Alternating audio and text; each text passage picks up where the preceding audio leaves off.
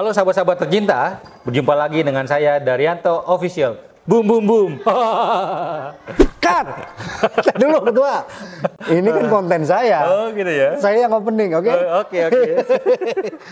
Masih di Dul Baru Ngulik. Oke, karena ini kita ngilik-ngilik gaya asik. Asik. Kita kulik Daryanto Official, nggak salah. Bang Daryanto, anggota Dewan dari Parlementaria. Kulik.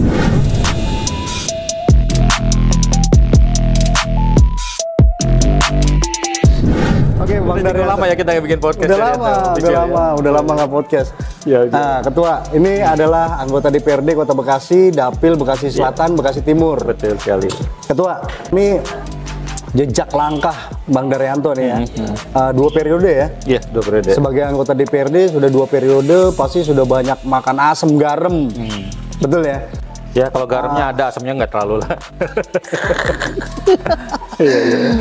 Ketua, kalau untuk ini kan masyarakat pengen tahu juga dong tentang anggota DPRD, dari kenapa sih berminat jadi anggota DPRD, terus pengen juga ngintip basicnya sebelum jadi anggota DPRD itu apa gitu kan? Iya. Baik. Kita kulik-kulik. Ini luar biasa Bung Nugi ini. Terima kasih Bung Nugi. Jadi sahabat ngulik. Jadi perkenalkan saya Daryanto, sarjana komputer, dan saya sebagai anggota DPRD Kota Bekasi. Alhamdulillah bersyukur sekarang periode kedua, dan besok pun ditugaskan kembali oleh partai untuk melanjutkan di periode ketiga. Mudah-mudahan masyarakat Bekasi Timur dan juga Bekasi Selatan tetap memberikan support dan dukungannya serta doanya agar nanti saya bisa melanjut kembali di periode yang ketiga. Tentunya doa dan dukungannya sangat saya harapkan. Dan tadi ditanyakan Mas Nugi, jadi pertama kali justru saya tidak terlalu tertarik dengan politik. Jadi tidak tertarik sama sekali politik. Awalnya nih ya? Iya. Jadi saya itu pure sebagai wira swasta.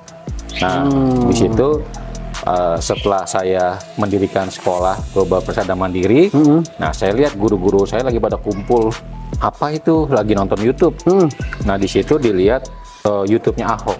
YouTube-nya Pak Ahok. Ada satu kalimat beliau yang menjadi framing saya, yaitu pada saat beliau, saya jadi pengusaha bisa bantu banyak orang, tapi berapa banyak yang bisa saya bantu? Dengan kita masuk ke dalam sistem pemerintahan, ternyata lebih banyak lagi orang yang bisa dibantu. Itu salah satu alasannya. Iya, betul sekali. Kalau jadi pengusaha bisa bantu orang banyak. Betul. Tapi kalau jadi anggota dewan bisa lebih banyak. Lebih banyak karena lebih luas ya. Karena kita berbicara dengan regulasi. Nah, ini kepentingan ataupun aturan-aturan. Nah, itulah kebutuhan semua dan juga rule dari suatu aturan dan juga ketentuan dari pemerintahan. Oke, Dul, lo kan korban pinjol, Dul. Belum butuh bantuan kan? Ada anggota DPRD itu. Nah, itu termasuk regulasi juga yang harus kita benahi. Jangan sampai ini korbannya nih korban beneran atau korban bukan gitu kan. Kalau korban yang mau jadi penipu. Jadi kalau gini, ada orang yang tidak melakukan peminjaman tapi ditagih. Nah, itu korban. Makanya kita buatkan payung hukumnya agar hal tersebut tidak terjadi ke orang tersebut. Tapi kalau memang orang itu minjam karena memang menerima uangnya tapi tidak mau bayar, itu lain cerita. Iya. Berarti memang ada udang di balik batu itu ya, di balik bakwan lah ya. Balik bakwan ya kan. Karena batu ada ininya, ntar iklan batu lagi sangkanya. Selain itu ada lagi satu lagi. Apa lagi? Ini juga yang mengilhami saya, dan bukan mengilhami, artinya membuat tekad saya juga cukup besar karena saya punya orang tua, khususnya papa saya, ingin sekali, kami ini dari orang kampung. Saya tinggal di pinggir rawa, di perkampungan, jadi beliau ingin sekali ada orang kampung yang bisa jadi dewan gitu. Tapi bentar Bang, Abang lahir di Bekasi. Bekasi ya? Bekasi, tapi numpang lahir Jakarta. Numpang lahir Jakarta, saya kembar. Jadi pada saat itu persalinan mama saya itu karena katanya besar sampai dengan 12 bulan, jadi harus dibawa ke rumah sakit. Rumah sakitnya Jakarta. Betul. Tapi tinggalnya di Bekasi. Intinya artinya kan puluhan tahun tinggal di Bekasi, betul, jadi sekali. Lebih paham juga kan. Sekali. Nah itu karena ada doa dan harapan dari orang tua, nah itu juga yang mengakibatkan saya, oke, saya ingin membahagiakan orang tua dengan cara apa? Yaitu salah satunya saya mewujudkan apa yang menjadi harapan dan cita-cita beliau seperti itu. Berarti cita-cita orang tua juga ya? Betul sekali. Bangga lah ya sama ngelihat anaknya. Ternyata anak gue punya manfaat banyak orang gitu kan? Amin. Bukan cuman disenengin orang karena jago nyanyi gitu kasarnya kan? Iya. Berarti Tapi kan ada pasti seluk-beluknya, apa kendala-kendalanya, kerikilnya waktu jadi anggota dewan pertama kali itu gabung di partai mana? Boleh ceritain itu, Pak? Kalau dari partai mana, saya dari awal memang di Golkar. Karena dari orang tua, dari semuanya itu kami memang titisan dari Golkar semua. Semua ya? Semuanya di Golkar. Jadi memang tidak ada bagi kami bicara partai lain. Jadi dari pertama ini Golkar. Dan kebetulan juga pada saat itu Bapak Rahmat Effendi menawarkan secara langsung kepada saya. Sebenarnya pada saat itu bukan di tahun 2013 pada saat pemilu 2014, tapi beliau juga sempat menawarkan saya di tahun 2008. Nah, hanya untuk pada saat masuk itu, partai, untuk ikut di dalam pileg juga waktu itu. Hanya pada saat itu saya baru memulai usaha properti. Iya, jadi 2007 saya baru mulai properti, 2008 makanya baru mulai merintis usaha tersebut. Akhirnya kami bukan menolak dalam artian apa ya, kami fokus dulu di usaha kami gitu. Nah, di 2013 lah baru kami menerima hal tersebut dan kami maju di dalam mulai masuk partai, langsung pileg juga. Betul. Terus ketua dari wirausaha nih, wira swasta ya. Berarti orang tua juga usaha, wira swasta. Nah, itu sekolah yang sudah dibangun yang mengelola gimana? Iya, dulu saya yang kelola kan kita bangun itu di 2011 kan. Nah, di perjalanan waktu kan dari 2011 dan 2013, nah saya regenerasikan kepada adik-adik saya untuk coba belajar dan melanjutkan kan. Setelah saya jadi anggota DPRD ya saya juga harus fokus di dalam pemerintahan, makanya semua usaha dan juga pengelolaan baik sport dan lainnya saya serahkan kepada keluarga seperti itu. Jadi saya tidak ikut lagi di sana, hanya memantau dan memonitoring aja. Dan misalkan kalau ada rapat ataupun diminta saran masukan ini baru kita lakukan rapat itu. Tapi sekarang ini pure hampir 100% saya fokus di DPRD. Anggota DPRD ya. Betul sekali. Karena memang kita nggak bisa kerja separuh-separuh juga. Permasalahan di masyarakat ini sangat luar biasa, banyak sekali, banyak sekali dan kompleks gitu. Kompleks ya. Dari segi kesehatan, pendidikan, infrastruktur, belum lagi tadi masalah sosial ya, pinjol dan lain-lainnya. Masih banyak lagi bicara keamanan, ketertiban, lah itu semua. Makanya nggak bisa kita buat paruh waktu, tapi memang harus full time kita ada di sana. Paling pertama, Bang Dar mempelajari tentang tupoksi anggota DPRD itu apa yang sulit? Jadi pada saat saya masuk ke DPRD itu saya ditugaskan sebagai badan musyawarah dan badan kehormatan dulu. Jadi saya di Komisi 1 dan juga di badan kehormatan waktu pertama kali masuk DPRD. Di rotasi keduanya saya di Komisi 2 dan di BAMUS gitu. Badan Musyawarah. Nah, baru tahun periode kedua saya di Komisi 4 dan juga di Banggar seperti itu. Dan Bapemperda. Ya, alhamdulillah kita sudah mempelajari hampir keseluruhan siklus di DPRD. Ya sedikit banyak kita sudah mulailah mempelajari dan juga memahami apa yang ada di lingkungan internal DPRD itu. Kalau kita lihat tadi kita runut, ketua mulai 2013. Iya. Artinya sudah puluhan tahun menjalani pas 10 profesi tahun ya, pas 10 tahun ini dari kampanye. Untuk anggota DPRD kan? Betul. Tapi kalau untuk jadi pelaku usaha, berarti kan puluhan tahun juga tuh. Iya. Ketua ya, sudah lama juga menjalankan sebuah usaha gitu kan? Enggak, kalau usaha gini. Jadi orang tua saya itu punya prinsip kalau anaknya ingin terjun ke dunia usaha itu harus belajar dulu sebagai pekerja. Iya, jadi saya dituntut untuk bekerja. Saya pernah bekerja di Mulia Glass di Cikarang. Sebelumnya nih ya? Sebelumnya. Tahun berapa itu? Itu 2019-2020 di Mulia Glass. Lalu dari Mulia Glass saya di IT kan, dia pindah ke Sinar Sosro, teh botol sosro dari 2000 sampai 2004. Nah, 2004 itu baru saya dipanggil sama papa saya untuk memulai usaha. Nah, situlah dari 2004. Nah, seterusnya saya baru mulai wira swasta. Gitu. Jadi kami semua anak beliau itu harus kerja lebih dahulu di tempat orang supaya kami bisa memahami seluk-beluk tenaga kerja, kami bisa memahami bagaimana kerja dengan orang lain. Dan pada saat kita memimpin pun kita harus rasa empati dan juga simpatinya adalah terhadap sesama. Konsep orang tua tuh zaman dulu hebat ya. Untuk zaman dulu nih ya. Kan nggak semua tuh orang tua zaman dulu. terkonsep gitu kan? Hampir seperti itulah. Betul ya? Iya betul. Kalau jejak langkahnya berarti kan pernah jadi pekerja, pernah jadi pelaku usaha. Betul. Nah, itu kan mentalnya beda tuh. Iya iya. Itu gimana nyesuaiinnya Ketua? Waktu itu ya beliau pengusaha besar, dia mengajarkan saya tentang 3T. T yang pertama adalah tahu diri, tahu malu, dan tahu terima kasih. Saya pikir, nah itu jadi patokan saya. 3T ini, tahu diri, kita bisa menempatkan diri pada saat kita di mana.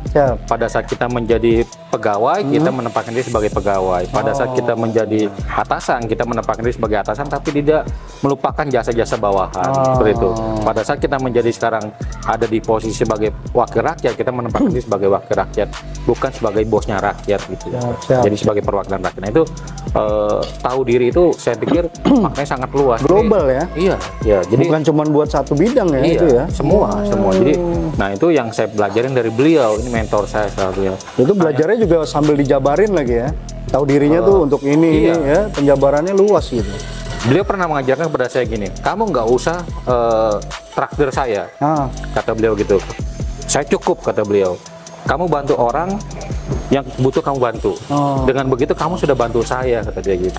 Jadi itu makanya kalimat-kalimat beliau itu juga banyak menjadi inspirasi saya. Nah itu jadi tahu diri itu menurut saya makna yang sangat luas dalam menempatkan diri kita dimanapun. Nah, tahu malu. Tahu malu. Nah ini kan banyak sekali sekarang masyarakat atau orang yang mohon maaf dalam kata kutip tidak tahu malu. Tidak tahu malu. Tidak menempatkan dirinya secara proporsional. Jangan ke saya dong Pak. Tidak menempatkan dirinya secara proporsional, tidak menempatkan hak dan kewajiban tidak secara merata. Jadi pengen menuntut hak tapi tidak mau melaksanakan kewajibannya dan banyak hal lainnya. Jadi sifat tahu malu ini sudah sangat berkurang. Beda jabatan, beda tidak tahu malunya ya. Betul. Yang ketiga adalah tahu berterima kasih. Tahu berterima kasih. Nah ini juga banyak orang juga yang memang menurut saya inilah bagaimana kita bisa respect sama orang, bagaimana kita bisa menghargai orang lain. Kalau dengan kita bisa berterima kasih kepada orang lain, bukan hanya kepada orang lain, tapi kepada yang pencipta, yang maha kuasa. Ini saya pikir, nah ilmu ikhlas juga akan muncul di sini semua seperti itu. Ya kurang lebih gitulah Bang Nugi. Itu paling susah sebetulnya ilmu ikhlas tuh kan. Paling susah kan karena manusia gue ikhlas tapi kan diceritain ada tuh kan yang orang belum ikhlas. Emang paling susah itu. Berarti disitulah polanya Ketua, perbedaan setiap profesi ya. Iya betul.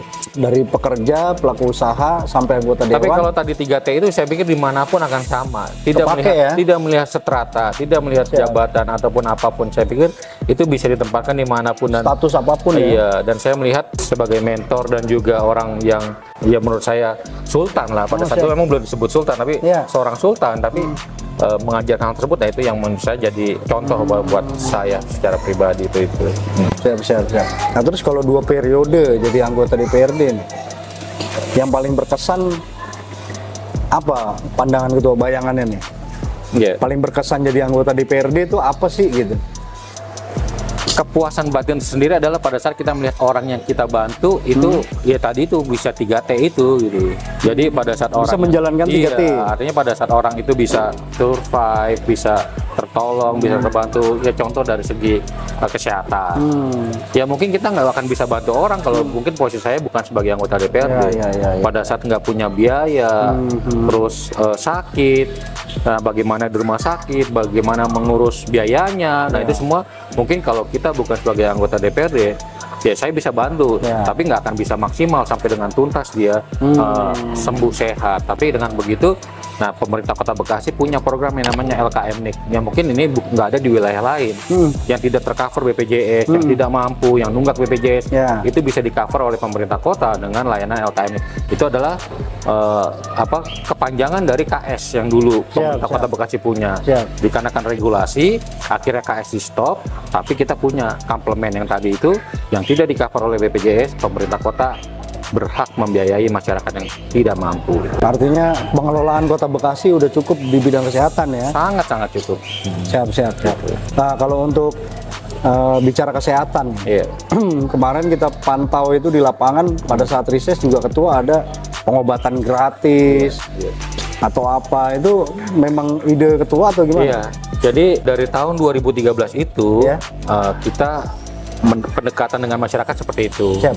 Jadi pengobatan gratis karena kebetulan istri saya juga seorang dokter. Oh, iya, Nah, kita pada saat itu pendekatannya melalui kesehatan. Siap. Karena kunci utama adalah sebagai seorang manusia adalah sehat. Gitu. Makanya sebelum yang lain-lain harus sehat dulu kan. Ya, nah, makanya ya saya bersyukur kami sudah lakukan ini, berarti sudah hampir 10 tahun nih. 10 tahun lebih kami melakukan hal ini dan bersyukur juga ternyata di masyarakat masih tetap menerima walaupun dengan konsep yang sama, tapi saya pikir konsep itu nggak pernah usang lah gitu.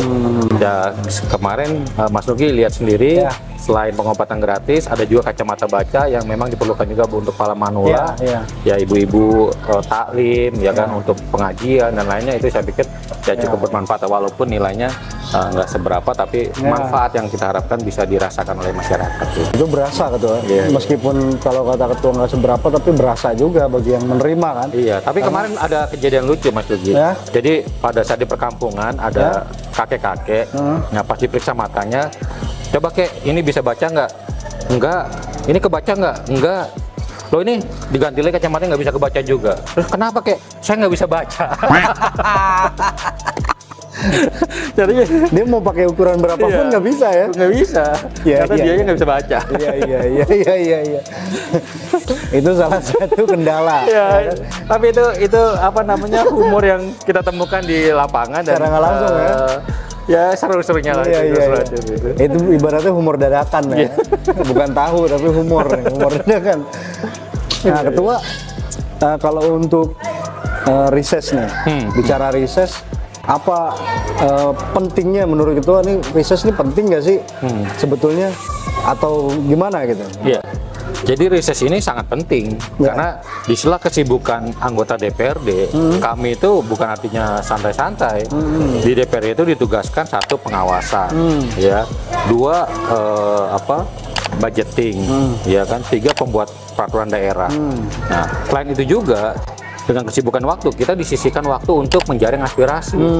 Jadi kita diberikan waktu, jeda waktu 5 sampai dengan 6 hari kita menjaring aspirasi dari masyarakat. Nah, seperti kemarin, kebetulan Mas Nugi hadir ya.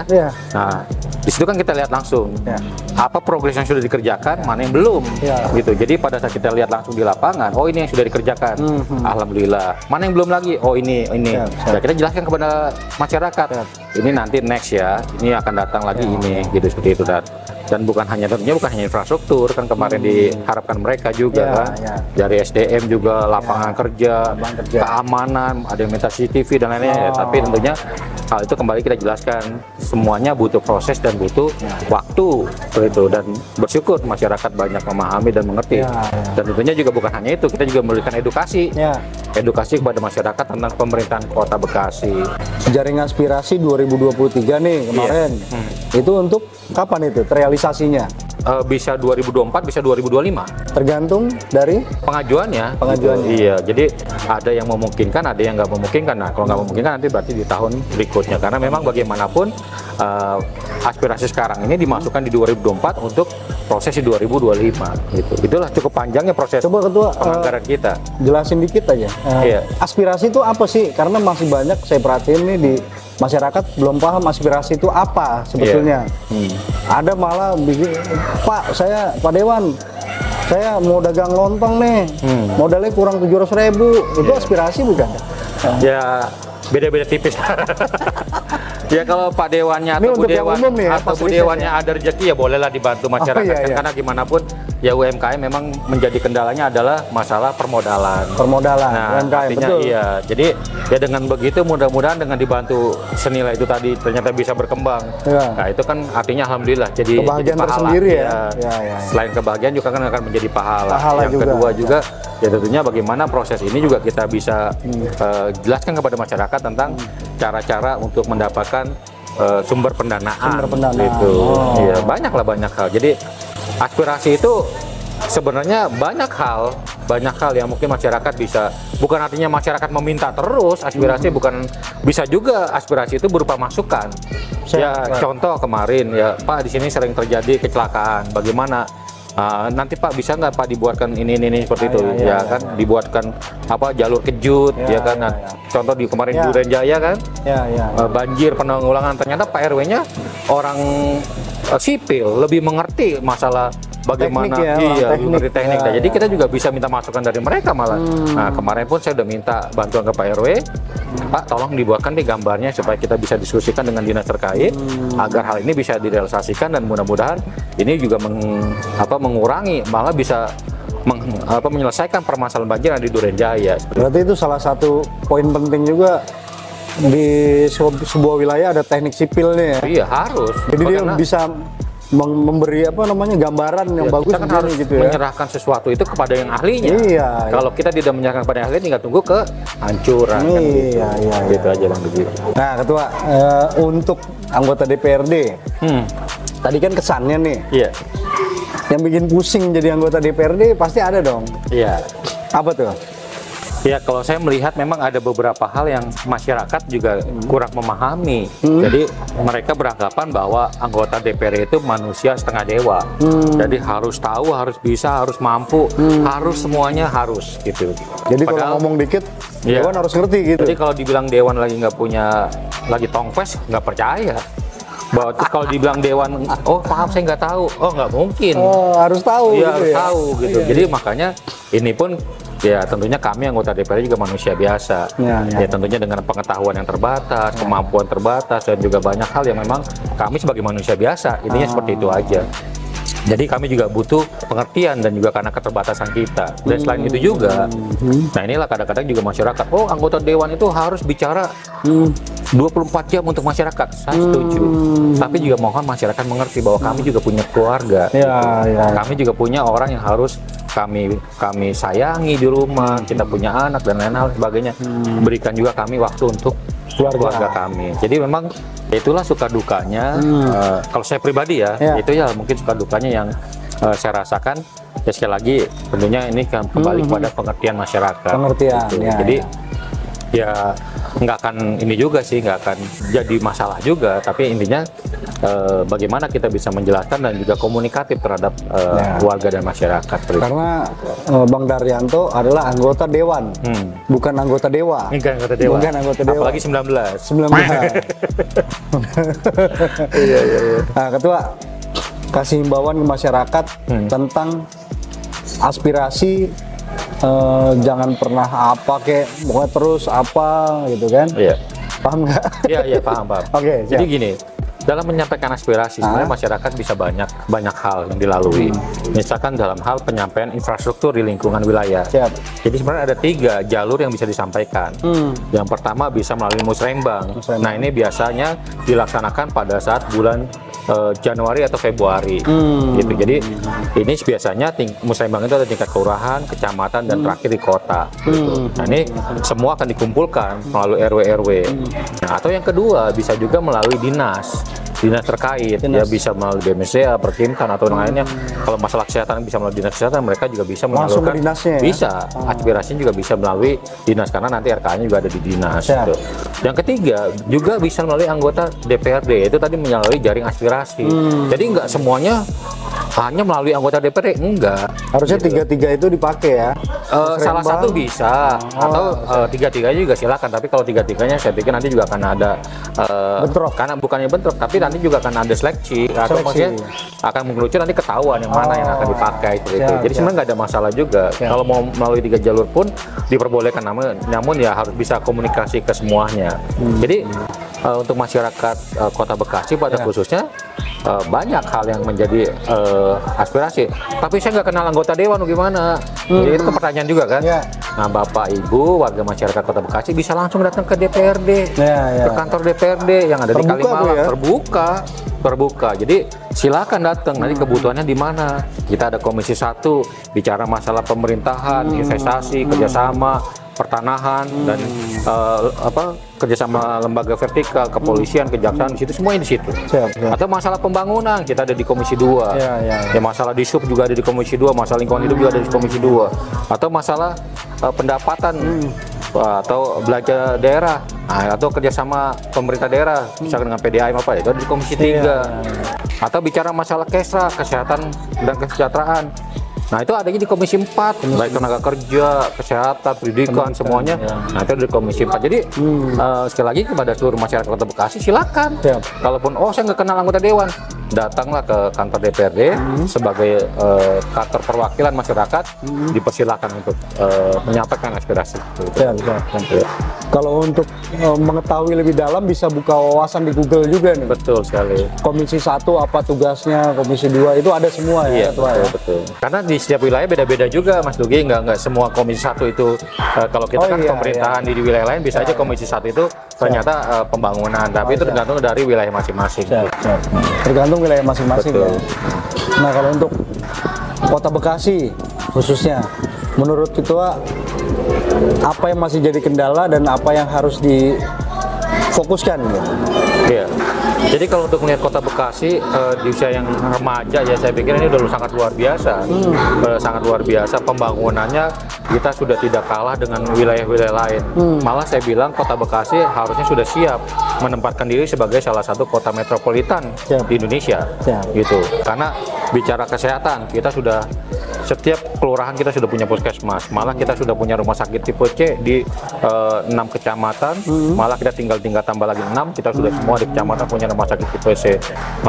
Pendidikan juga sama, sekarang kita udah di setiap kelurahan sudah ada sekolah SMP. Kita bicara SMP ya, karena kewenangan ada di kita, tapi SMA ini juga harus jadi pembicaraan serius nanti di tingkat pusat ataupun di tingkat provinsi agar masalah pendidikan atas ini baik SMA ataupun SMK bisa tertanggulangi, karena setiap tahun itu menjadi problematiknya. Terus bicara infrastruktur, luar biasa Kota Bekasi kan, punya stadion dan lainnya semua, pelayanan pemerintah aja 10 lantai, dan saya pikir ini udah sangat luar biasa. Paket lengkap lah ya. Dan termasuk juga perda-perda. Kita sudah punya perda tentang investasi dan penanaman modal. Artinya itu juga untuk mempermudah para investor untuk datang ke Kota Bekasi agar punya payung hukum dan kejelasan hukum untuk berinvestasi di Kota Bekasi. Nah, kalau menurut Ketua, payung hukum di Kota Bekasi gimana?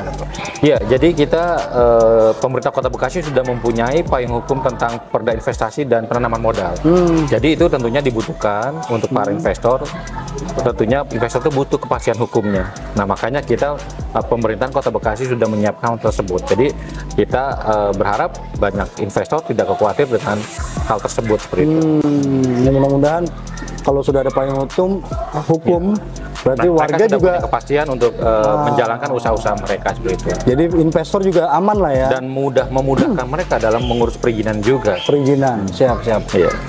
Oke Ketua. Oke. Terima kasih banyak. Meskipun pertanyaannya kurang banyak. Dul Bareng Ngulik kali ini menyajikan Parlementaria, kita podcast para anggota DPRD Kota Bekasi pastinya. Izin Ketua, terima kasih. Siap, terima kasih Bang Nugi, sukses selalu. Sukses selalu, mudah-mudahan sehat selalu. Kalau saya sakit pasti ke Ketua juga, karena istrinya adalah dokter. Terima kasih. Terima kasih. Aye.